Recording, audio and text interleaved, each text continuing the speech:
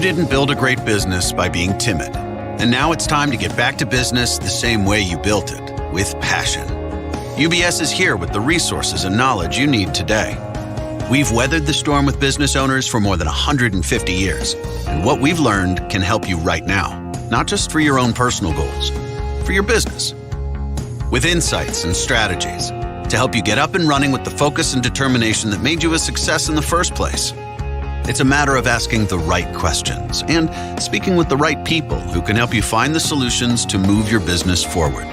With UBS, the possibilities are endless, but the focus is always on you, your family, and your business.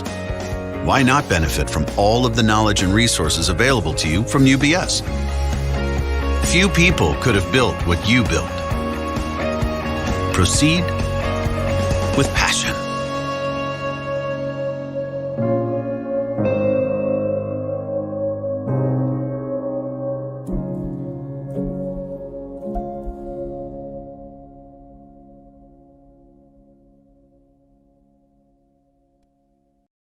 Hello, everyone. Thank you for joining us today from wherever you are. This is going to be a conversation about the Great Resignation.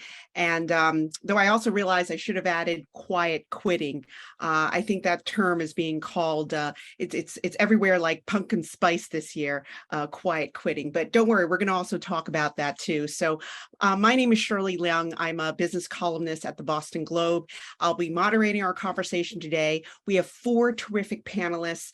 We have 2 professors. We have Anthony Klotz from University of College London. We have Ranjay Gulati from Harvard Business School, and both of them will put in context why people are leaving their jobs, and is it the right time for a career change for you? Then we will hear from 2 people who quit their jobs during the pandemic and started new chapters in their careers. First, we'll hear from Kelly O'Connell. She's the co-owner of Lighthouse Keepers Pantry Cafe in Yarmouth Port and the Lighthouse Keepers line of jams, sauces, and condiments. We also have Bevan Mugford, who is an executive coach, strategist, and speaker. But before we dive in, we're going to hear from today's sponsor. Joining us from Charlotte, North Carolina, waiting for Mike. Hopefully Mike will turn. Hi, Mike. Hey, Shirley. So Mike Griffin is the head of Workplace Wealth Solutions and Retirement Plan Consulting at UBS, and he's going to give some opening remarks. Perfect. Thank you so much, Shirley. Good afternoon. And on behalf of UBS Workplace Wealth Solutions, I want to thank you for joining us today. And I'm excited to host this year's call, as the Great Resignation is a topic that's extremely relevant in today's workplace and something that both employers and employees need to address. As Shirley said, my name is Mike Griffin, and I am the head of business development for Workplace Wealth Solutions at UBS. And what Workplace Wealth Solutions includes is all of our retirement plan business, equity plan business, and financial wellness solutions. And in this role, we actively work with companies to help them attract and retain their key employees. We also work with those employees on an individual basis to help them deal with their overall financial health and deal with issues exactly like the ones that we're talking about today. I'm proud of our association with the Boston Globe. UBS has had a long tradition of more than 150 years in Boston. And throughout that history, UBS has worked with individuals, business owners, and entrepreneurs to help them make their lives and help leave legacies that matter. I want to take this opportunity to thank the guest speakers and the Globe for their continued work and dedication to the city and the Commonwealth in our continued partnership. I've personally found that each program is packed with insights and tangible takeaways, and I know today's program will build on that. And the great thing about this is that the timing of this program could not be more relevant to business owners and individuals alike. COVID-19 and the pandemic created a work environment like we have never seen before. From the employer side, employers now have to design contingency plans to allow their employees to work from home in order to continue their businesses. And then on the individual side, something very interesting happened with employees. Employees were now reevaluating what was important to them in their careers. They were now evaluating purpose in their careers. They were now evaluating things like work-life balance. And they were determining what was really important in their benefits offering from their employers. And because of this, a phenomenon happened that we've never seen before called the Great Resignation. And employers were now coming to us and asking them, how do we attract and retain our key employees? And because of this, UBS went out to the marketplace and conducted a survey to our individual clients called the UBS Workplace Voice Study. And in this study, we went to our individual clients to determine what was really important to them for their careers and what their employers needed to consider in order to attract and retain these employees. And the results that we found were extremely interesting and completely different than what we experienced just a few years ago before the pandemic. It even caused UBS to restructure our benefit programs. And some of the interesting statistics that we found are, number one, since 2016, millennials now make up the largest part of the workforce. And I don't know if you caught that year, since 2016, we're now in 2022. So for 6 years now, millennials have now made up the largest part of the workforce. The second thing we found was employees now expect their employers to help them in areas of not only financial health, but also physical health and mental health, because those are issues that continue to be important to all of our employees. The third thing we found out was that 85% of employees will require working in their preferred working environment, and 70% said that they will even quit if they're not able to work in that environment. And of the benefit plans that are offered, the fourth thing we found out that healthcare is the most important, followed by base salary, and then followed by retirement plan benefits. The interesting thing about the retirement plan is that 1/3 of American businesses still don't offer retirement plans to its employees. And the final thing that we'll bring up today is 70% of employees have said that working in their preferred work environment is so critical to them that they would be willing to take reduced pay in order to maintain it.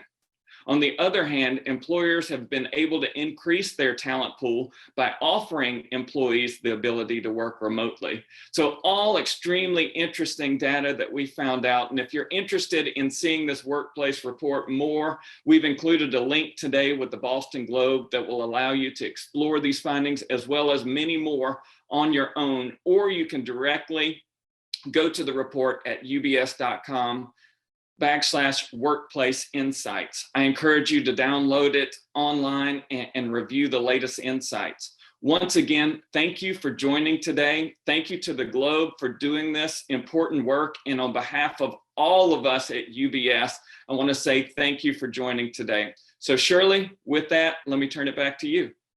Thank you, Mike, and thank you for your continued sponsorship and also some really interesting survey results about employee priorities, prioritizing not just financial, but they really care about mental and physical well-being in the workplace. And I think a lot of people actually want to stay in their jobs. They just want to find, a path forward that's perhaps finding purpose. And we'll learn more about that later today. But before we launch into our panel, we're going to hear a short pre-recorded video interview I did with Anthony Klotz. He coined the term the Great Resignation to help, and that will help set the stage for today's conversation. So we're going to play this very short video from Professor Klotz right now. Anthony Klotz is a professor of organizational behavior in the School of Management at University College London. Yes, that's London, England. We are going global with our conversation today. Hi, Anthony. Hello. So Professor Klotz's primary research is on different ways employees resign, and he's the one that coined the term the Great Resignation during an interview with Bloomberg Businessweek in May of 2021. Anthony, when you talked to Bloomberg, okay, there was a sense back then that the pandemic was going to change work, forever. And your exact quote was, "The Great Resignation is coming." End quote. So what made you say that at that point? And I mean, did you think you were going to be coin one of the new catchphrases coming out of the pandemic? Certainly not. And the reason that I said it is at the time the vaccines were on the doorstep and there was a lot of talk about the pandemic hopefully ending quickly and that the economy would open back up. And I felt that there were at least 4 big unique drivers of why employees quit their jobs that would be triggered by the vaccines coming online and the economy opening back up. And that's that we had a backlog of resignations in the economy. There seemed to be really high levels of burnout among workers at all levels of the organization. It seemed that there were a number of workers who had really enjoyed working remotely and would resist going back into the office. And then finally, there were millions of individuals who had sort of rethought their lives or their careers or their jobs during the pandemic and the lockdown and seemed primed to enact some change in their life that would result in them switching between jobs, perhaps, and careers. And so in my mind, as I sort of put these 4 factors together, I dubbed it the Great Resignation, because as you mentioned, I study resignations. And I didn't really think anything of it, including when I gave that quote. Didn't anticipate it to go viral at all, and certainly didn't anticipate us continuing to talk about it a year and a half after that quote ran. Why do you think that concept resonated? Well, I think it resonated for a few reasons. I think it was a time in which people were looking for someone to help explain the changes that people went through during the pandemic. I mean, the reality is that it was not just the pandemic. There were other events in 2020, social movements, a polarizing election. And it seemed like there was one group of individuals that were saying, let's get back to 2019 and get back to work as usual. And I think a lot of workers weren't talking about it, but were feeling like, I've changed. And that term, the Great Resignation, sort of captured how a number of individuals were feeling that maybe we shouldn't just go back to the past of work. We should look a little bit more ahead to the future of work. Mm-hmm. So, you know, the economy is supposed to slow or is slow in other parts of the world. You know, there's a lot of talk of recession. So is the Great Recession still happening? Yeah, so I would answer that as yes and no. From a yes standpoint, right now, resignation rates in the United States are still significantly higher than they were in 2019. And in 2019 was the highest year for resignations on record, which is since 2000. But at the same time, I would say no, because since the start of this year, 2022, resignation rates in the US have pretty much stayed flat after really climbing in 2021. So companies haven't been sitting still. And like you said, the economy isn't necessarily getting better. It's getting a bit worse. And so I think there's the positive side of companies raising pay and making investments in employees, which is lowering resignations. And I think this economic pressure has a little bit to do with it as well. And what should employers learn from the Great Resignation? I mean, is there anything they can do to retain employees? Yeah, I think there's a lot employers can learn about, what happened over the last couple of years with employees' relationships with work. And I think 2 takeaways. The first would be that increasingly employees want work to balance with the rest of their lives better. So that doesn't mean people don't want to work. It's just sort of a bit of a recalibration in terms of how big of a part of my life do I want work to be. So I think employees still want to work, still want to do good work, but also want to have much richer lives outside of it.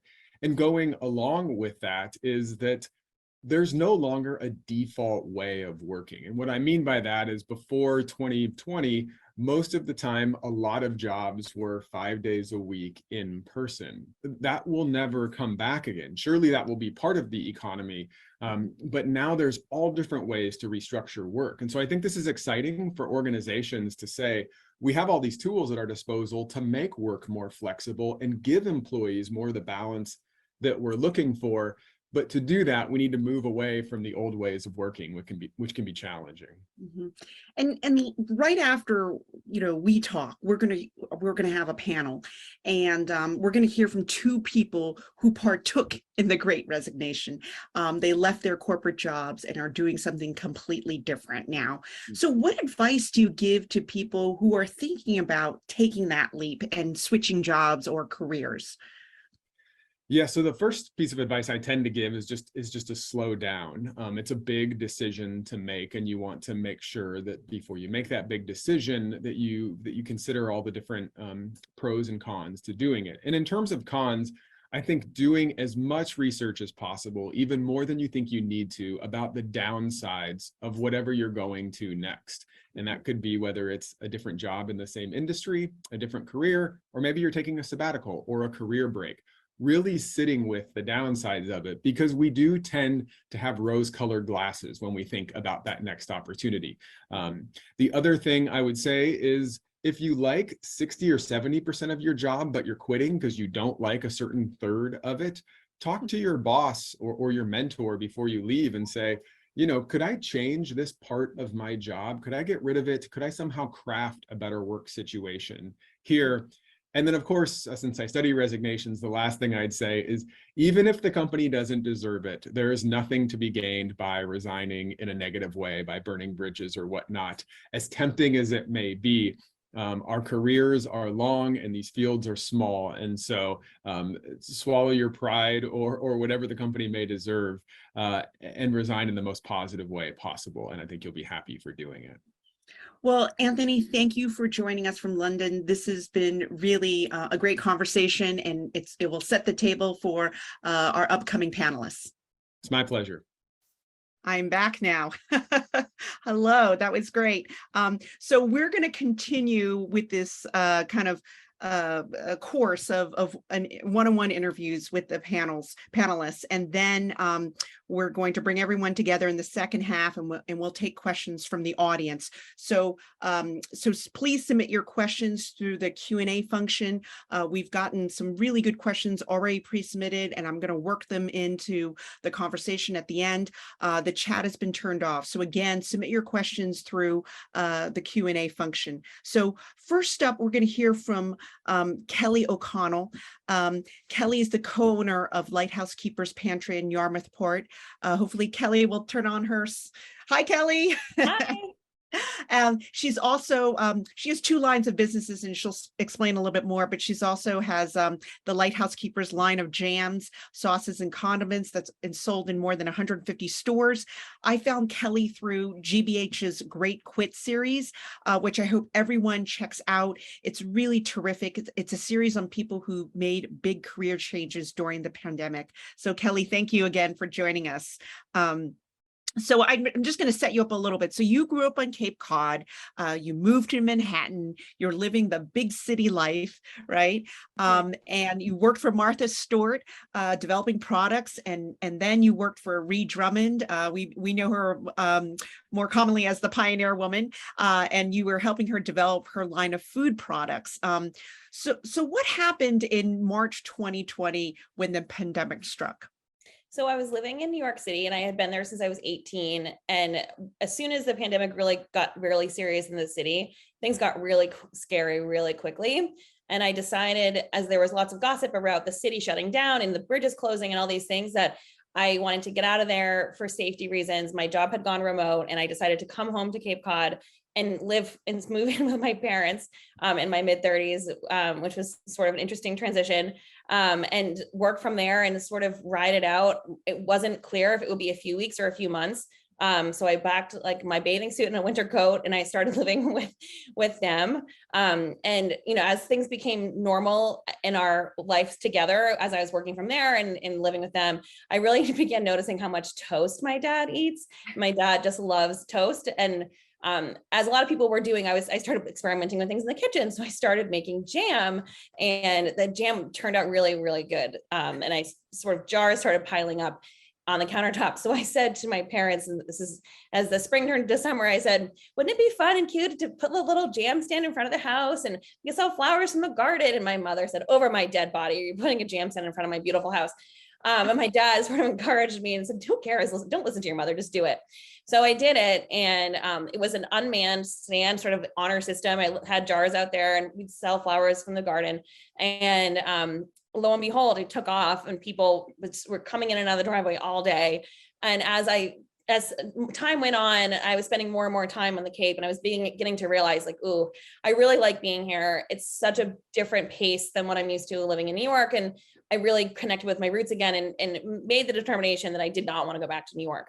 However, my job, which was an office job, they were rarely uncomfortable with the idea of people working from home on a long-term basis. And they were putting a lot of pressure for us to go back.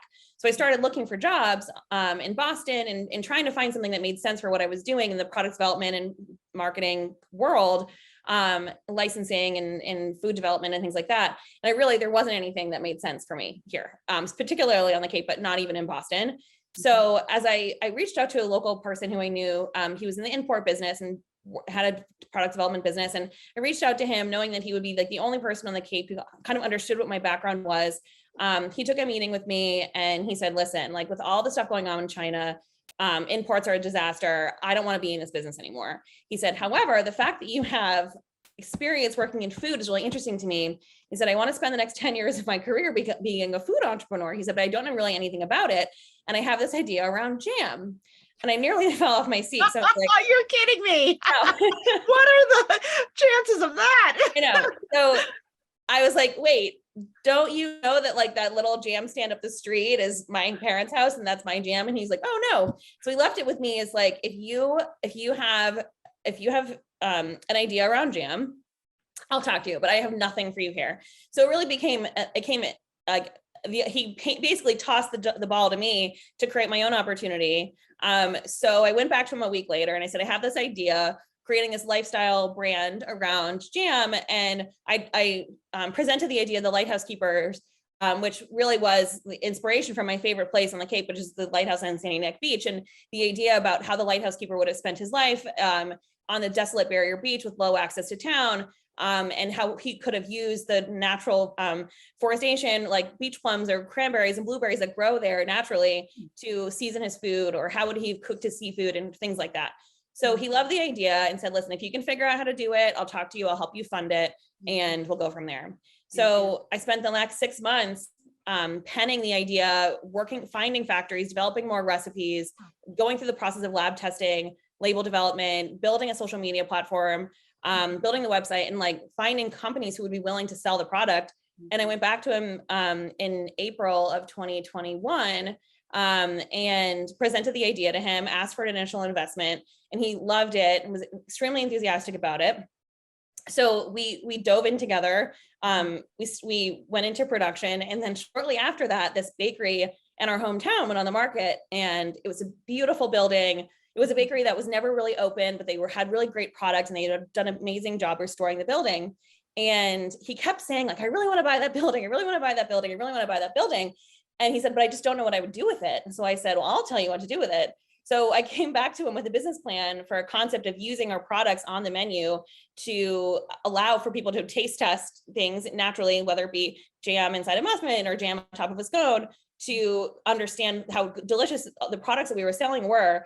And then create a flagship and create really an opportunity for our hometown, which was really a sleepy village that didn't have much going on. There was no coffee shop. There's very few things in the center of town. So it sort of killed two birds with one stone. It provided a place for us to, grow our business. And then it created a gathering place for the village, which after COVID, people hadn't been seeing each other. It became a sort of a nice little place. So he agreed and loved it.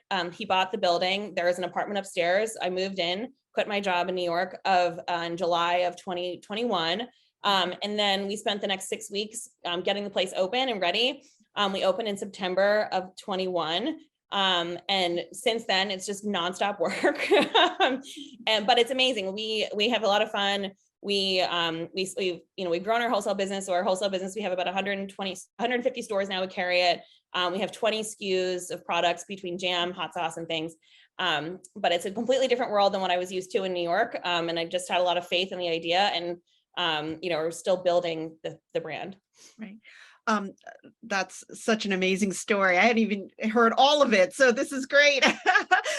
So I have one more question before we move on to Bevan. So had the pandemic not happened, would you have launched your own business at all?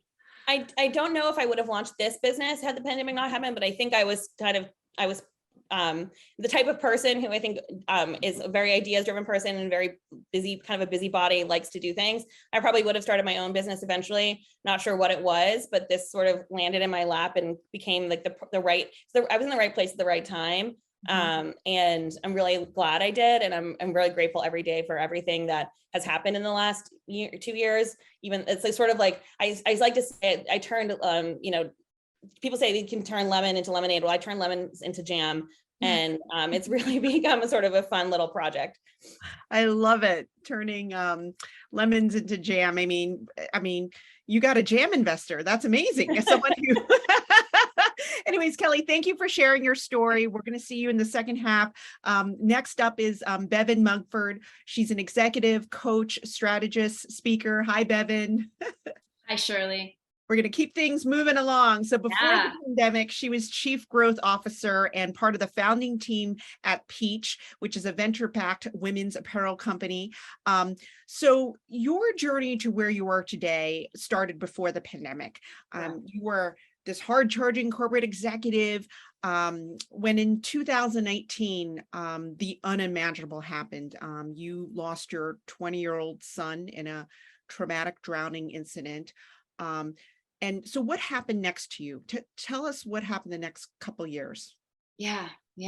So my role really had me traveling 70% of the time. And I was out in the world as the face of the business, as the motivator, person who inspired and innovated. And it was a high energy position. And after the death of my son, and I did take 6 weeks of bereavement leave. Thankfully, I had a company that supported that type of employee benefit.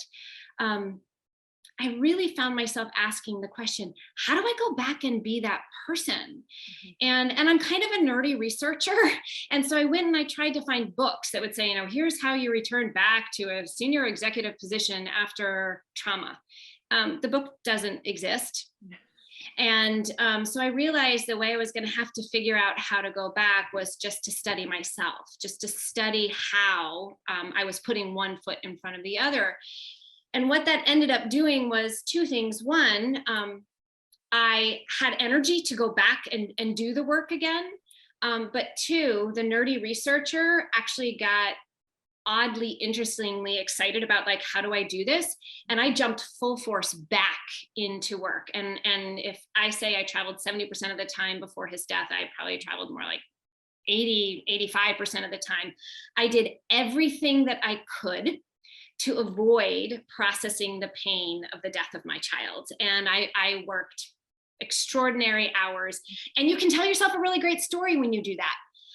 I'm contributing to the world. I'm doing really good work. I'm learning about loss and grief, and I'm sharing what I'm learning with people. So I'm doing a good job. I'm not really avoiding the pain, but the reality was I was numbing pain through work. And I could tell myself a story that it was a good thing that I was doing. That only works for so long. And when pandemic hit, it actually forced me to finally sit still. I couldn't catch that next plane. I couldn't go to that next client engagement. I couldn't say yes to the things that were helping me to avoid what was sitting there in front of me and needed to be dealt with. And so pandemic actually shut me down, quite literally. And I'm hearing Professor Klotz's voice inside my head when he said, need to decide what it is for you. Is it that you're quitting your job? Is it that you're taking a career break? Is it that you're taking a sabbatical? And for me, what happened was all of my systems shut down. The 4 human systems. My brain shut down. My emotions numb. My body, like no energy. Spirituality, the interconnectedness. Like I didn't care about anything anymore. I hit this brick wall with pandemic. And that's when I realized, I actually have to take a sabbatical to survive. I have to. And I took the next 6 months and I sat still. I faced my pain. I finally stopped working for a bit. And in that time, I was able to recharge, reboot, and ask the question. And here's sort of a lead into Professor Gulati's conversation that will be next. But I was able to finally ask myself the question, what really matters?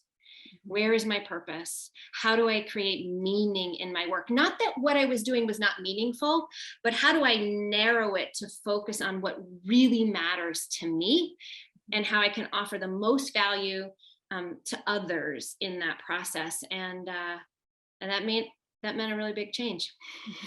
So tell us what the switch, how you made the switch, because and what you did as Chief Growth Officer. Was there any overlap with what you do now as an executive coach? Yeah. So there is an overlap, which is nice, right? There's the thread that you can pull forward. I didn't completely wholesale change into something new, but what really happened for me, and here's where, again, I'm hearing Professor Klotz with his with his wisdom that he offered about think about it, take it slowly, really understand what you're stepping into. And for me, to take a 6-month sabbatical meant I took 6 months with zero income. And when I was coming out of sabbatical and realizing that I was not going to step back into what I was doing, I had a really big decision to make, and that was to fund the income I lost from sabbatical, and also to fund the time that I felt like I still needed to figure out exactly how I was going to step forward into my next. So I needed that time. I had to sell my house. I mean, I'm just going to put it right out there. I had to sell my house. I needed a financial runway available to me to be able to take the time to make the right decision. I lived at the time in Connecticut in the suburbs, and in the house where I had lived with my 4 children before my son died, and sold that. I live in Cambridge now. I'm talking to you right now from my 1,000 square foot apartment in Cambridge. I haven't lived in an apartment since I was in college. That's a good size for Cambridge. It is. I found a good one. And it was a big risk.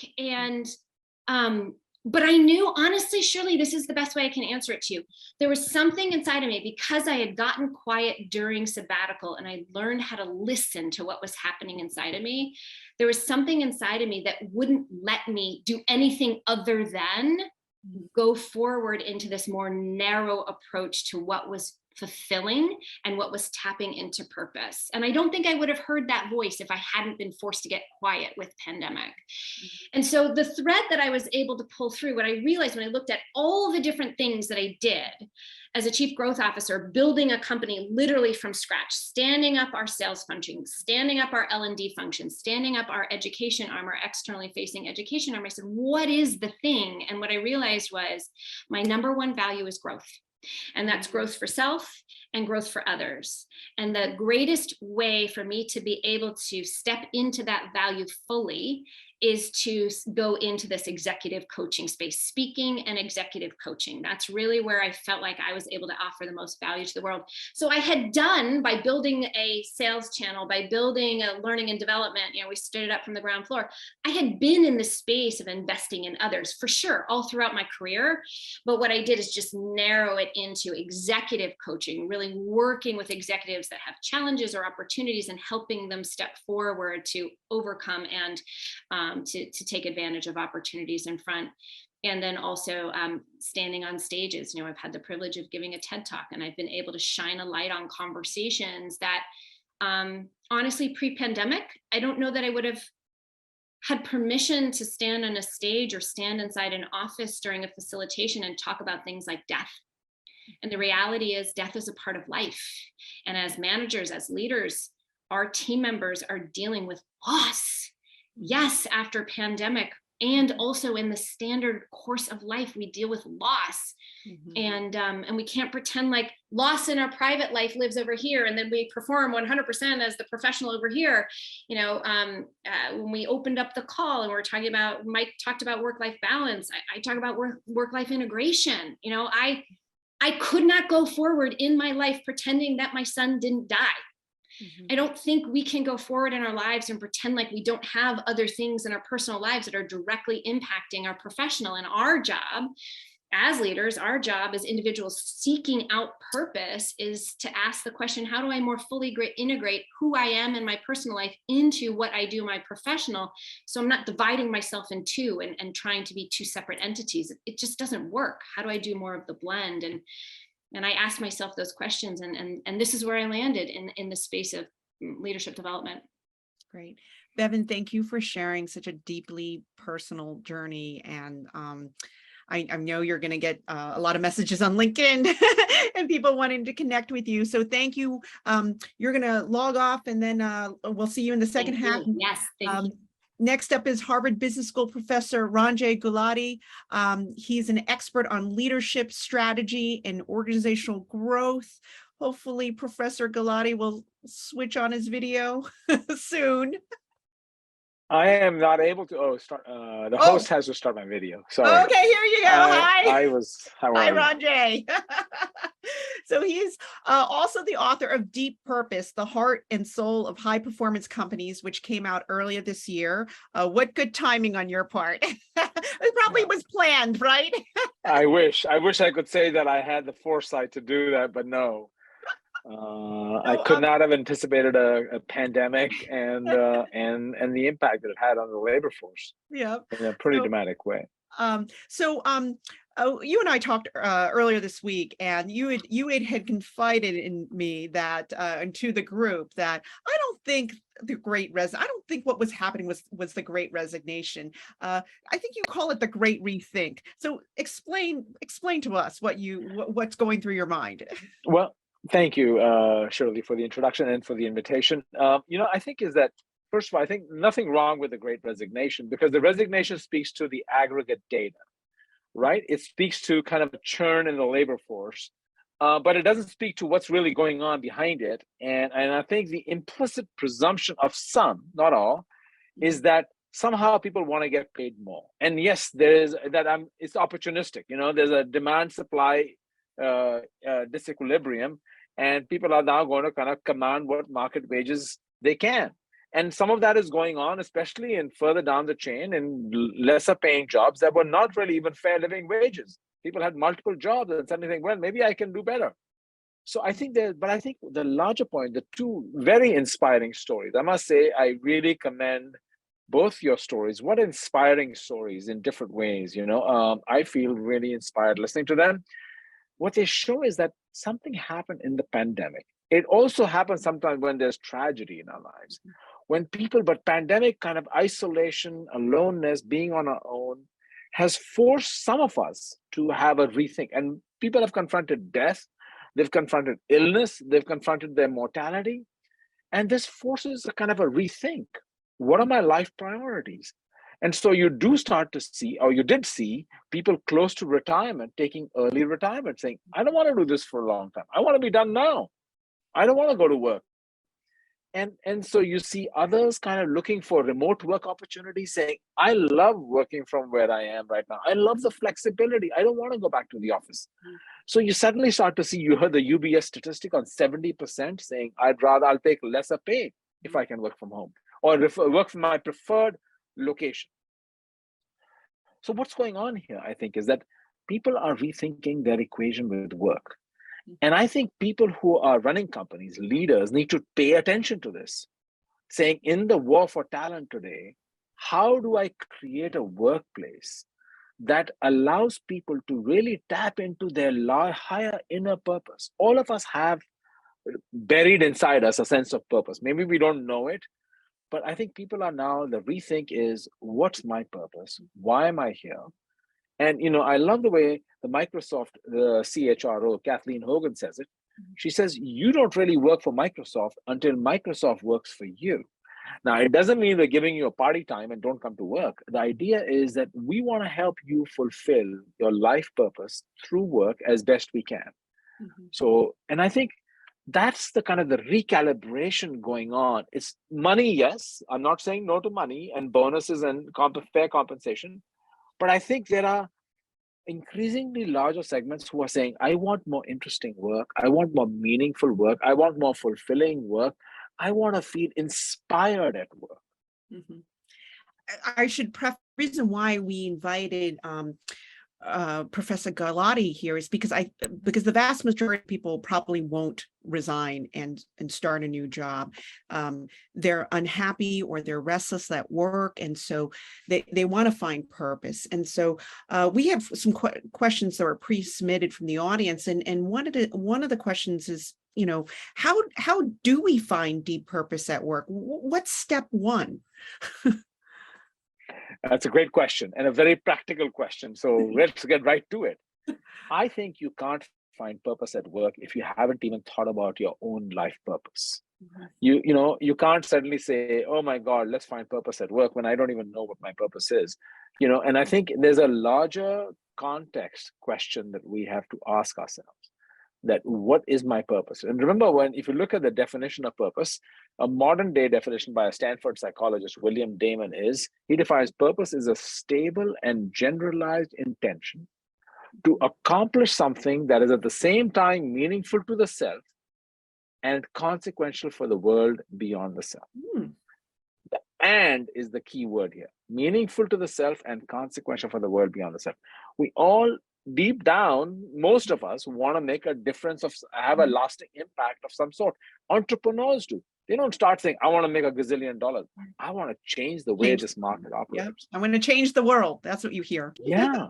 And so, deep down, maybe we lose it over time. We compromise and saying, yeah, that was a teenage thing. I had a brief idealistic moment. But I think all of us, and if we can articulate for ourselves that, and then the question is, how do I connect it? So one of the people I interviewed was Pete Carroll, the coach of the Seattle Seahawks. And his thing was, there's magic when you can connect individual purpose to the organization's purpose. And what he called unlocking human potential. We perform differently. We show up differently. I think it's a testimony to our inability to make work inspiring, that people are quitting, checking out, quiet quitting, whatever you want to call it. I think it's somehow we have created an environment where people don't feel that connection to work. So, and also you said that you've also been reflecting on your own deep purpose at work, and you had mentioned to us that in our prep meeting that you regret not finding purpose earlier, your deep purpose earlier. So talk a little bit about that. Yeah. So, as a researcher and educator, I think I spent a lot more time thinking about the research component of my life and less time on the educating component of my life. And I think they both reinforce each other, and they both have to be supporting elements of each other. And I find they're synergistic. But I had kind of not done that reset in my own head, And I think for me, acknowledging that my employer, Harvard Business School, has a purpose, which is we educate leaders who make a difference in the world. And if I could find a way to connect that to my own life purpose, that what I do and what gives me meaning for myself and for the world besides myself is coming through my ability, or hopefully ability, to educate leaders who can make a difference in the world. And I think that's really important for me. It was a big awakening because I found I showed up to work differently.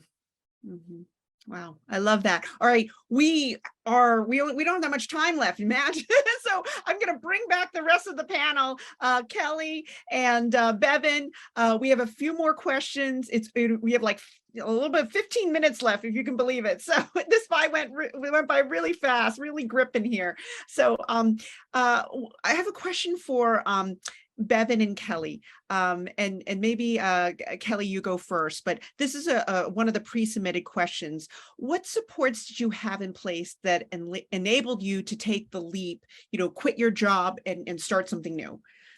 So for me, I have to have a job. I'm not independently wealthy, right? And I had saved up a lot of money from my working in New York, but it wasn't enough to take the business off the ground where it needed to be in terms to grow big enough to support me and independently. And when Greg bought the building and we opened the cafe, that allowed me to have a day-to-day job that created day-to-day income for the business. Our wholesale business is different in the sense that some days we sell, 20 cases of product, and some days we sell 4. So that fluctuation of the income is very different. So I had that I created the support system in a way to allow me to have a job while we started the business. But at the same time, I think that having the drive for myself to make the leap and having the confidence in the idea for the business was hugely important, because people can sit around all day talking about ideas that they have and great things that they could do, but unless you have the drive and confidence to really make that leap, you really have to be your own support system in that way. No one can do that for you. But it helped in my regard to have a great partner in Greg who can support and who got us off the ground financially. And then, opening the cafe for us really allowed me to have that, allowed me to change my income, change to having a job. But I took a huge pay cut in order to do that. But I think Mike said earlier, people are willing to take pay cuts if it gives them the role and the location of job that they wanted to have. I had to take a huge income cut to do that. And I'm glad that I did, because what I'm doing is so much more fulfilling to me than what I was doing before. Bevan, there's a question for you about death, and how do you get executives and leaders to be comfortable speaking about death? And this comes from an attendee who experienced loss over the last couple of years, and I think people don't know what to do, right? Yeah. When I returned to work after my bereavement leave, and remember I had an internal team that I was responsible for, and then an external sales force of over 2,000 that I was responsible for. And the number one thing I heard was, I don't know what to say, immediately followed by, there are no words. And those two statements really prompted a lot of my thinking and research around loss and how do we talk about loss, because while I heard it and I understood it on a cognitive level when people said there are no words, and inside of me there was this kind of, it was like a voice that was yelling out that said, really? We really don't know what to say? How can it be that death is a guaranteed part of life and nobody knows how to talk about it? And I had this sense that there were words, but we just didn't know because we hadn't normalized teaching about how to talk about death. And that's really the root of where my TED Talk came from. So my short answer is, there's a great TED Talk you should watch. But my longer answer is, when you catch yourself stepping back from hard conversations, when you sense that you want to do this, that's a clue for you to get curious and ask yourself, how can I step forward instead? Because the worst part of the loss journey, other than the initial loss, the worst part after that is the aloneness. And as Mike said earlier when he introed us, employees are looking for their employers to do more than just provide a paycheck. Professor Gulati, we're looking for more than just a paycheck. We're looking for a connection to purpose. We're looking for community. That's that spirituality aspect I talk about, not about a deity, but I'm talking about an interconnectedness. And stepping forward with simple words. Once we know the entry point to step forward, to me, I think that's the blocker. You don't know what to say because you literally don't know the first words to say. And as soon as you can figure out those first words to step forward with, the conversation will flow. And so I just encourage you it's an 11-minute TED Talk, and it'll help with those actual words. Great. And I have a question for you, Professor Gulati. We've actually had several questions on this topic, which is, what happens if you have a bad manager? You actually love your job, you love the organization, but your manager doesn't teach you, doesn't nurture, doesn't acknowledge your work, doesn't value you. So what do you do? What's your advice? Let me start. That's a great question, first of all, by the way, the bad boss problem. I think the most, actually, if you look at it, when you look at the exit data, after low wages, the number 2 reason people have quit in the last few years is what they call toxic work culture / bad boss. right? Toxic work culture and bad boss. So I think at one level, the data speaks for itself. Quit, right? And I think that's one answer. Exit is what they also call it in economics. I think there are other answers too. I think just the way we as younger people want mentoring, in some instances, bosses don't even know what they're doing wrong, right? I mean, I'll give you an example. If I have somebody working for me, they say, give me feedback. How am I doing? I should be asking, how am I doing? Right. And I think sometimes we have blind spots as bosses. And it's a tricky one where you want to give your boss feedback, but it's better than quitting on them and not even telling them they're not going to change. And so I think we need to learn to have these honest conversations. Bosses need to allow subordinates to make it, as my colleague calls it, safe to speak. And we need to find the courage to speak. So I think, it's a dialogue where we're trying to build a mutually fulfilling relationship. And if one side stays silent, you'll never do it. And if it doesn't work, it's time to move on. I think, what's the ideal boss? I'll give you 2 dimensions to think about it. We teach that. An ideal boss is somebody who both supports you, but also challenges you. A lot of us want a supportive boss. We don't want to be challenged. No.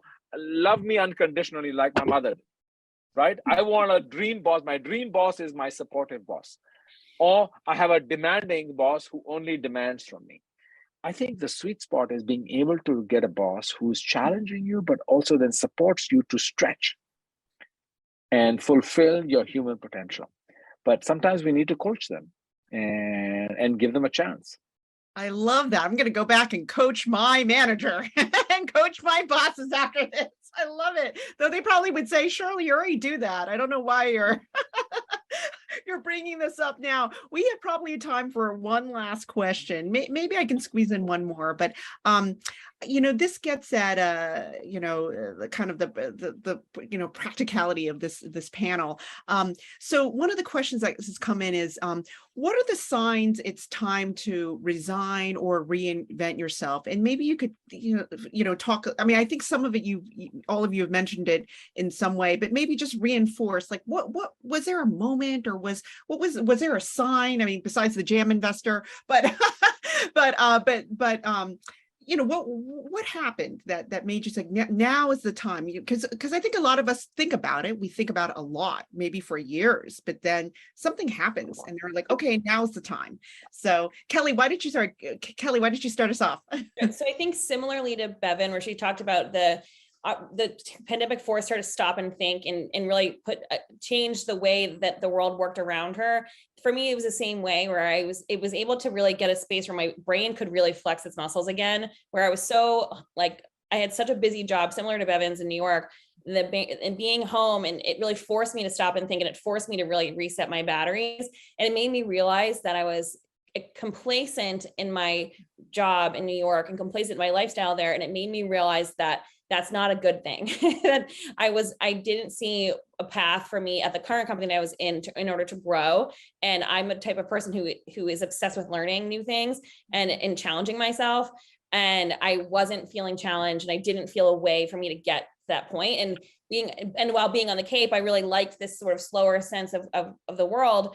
And that really, I think, triggered me to put my muscles working in my brain again to say, what is it you're missing? Like, you don't feel like I wasn't feeling I was being creative enough anymore. I just didn't feel like I was flexing the muscles in my brain the way I needed to in order to make me happy. And doing what I'm doing now allows me to do that. Because it's like creativity all day long in different ways, and while running the business, and having, really utilizing my business background, and while being able to be creative. And I feel like that being forced out of that complacency in my brain forced me to say, I don't like where I am. I don't like what I'm doing. I need to change something. And I was in the most serendipitous place to be able to make those changes. Mm-hmm. Bevan? Yeah, I had an actual moment, and it was 3 days after Christmas. And I'm a very high energy person. All my human systems are just charged always. And I had a moment where I woke up, it was a Saturday, and I believe it was that, or maybe it was a Sunday, but I woke up and I literally couldn't move. Mm. And that has never happened to me in my life. I'm a person that doesn't need a lot of sleep. I can go. I could do a 4-day business trip doing 3 hours of sleep a night and go perform and stand on a stage. And I literally couldn't move. And it was like all of the weight of what I had been trying to avoid, just it sat right here on my chest. And I say my chest on purpose because Kelly, you said you needed to stop and think. I needed to stop and feel. And it was this weight right in like the heart center, that place that I had been trying to block off and avoid and not let any light into. It was like this weight was there. So it was like, I had no energy in my body in that moment. I had no emotions because I didn't let them have any space to breathe, but yet I knew I had to get in there. Mm-hmm. And in my brain, like, forget it. Like that thing that I always relied on was not online for me. And then I talk about that spirituality, that connection to purpose. I didn't care. Like I literally woke up one morning. I've never not cared in my entire life. It was like, I don't care anymore. Mm-hmm. And I've never had, it was a moment. And, when I could finally move a little bit in my bed, I rolled over and I picked up my phone and I called my CEO. And I said, I don't know what is happening, but all that I know is I cannot keep doing what I'm doing. I need a break. Mm-hmm. And she took a deep breath and she said, okay, let's talk about what that might look like. Mm-hmm. And that was your sabbatical moment. That was your sabbatical moment. And it literally was a moment. And it's like when I say my body shut me down, I'm telling you, my body shut me down and said, stop. You cannot keep doing what you're doing. You have to do something different.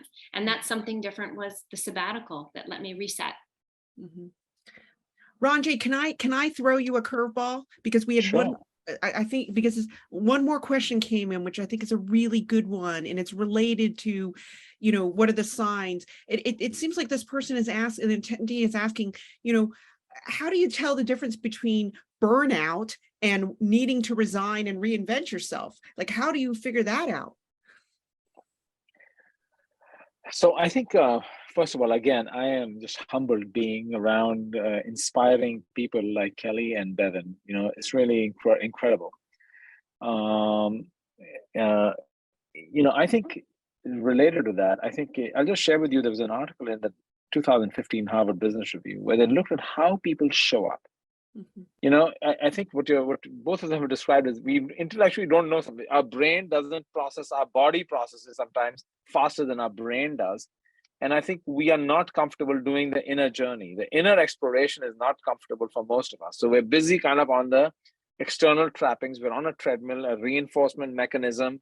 It's about the next bonus, validation, and all that kind of stuff.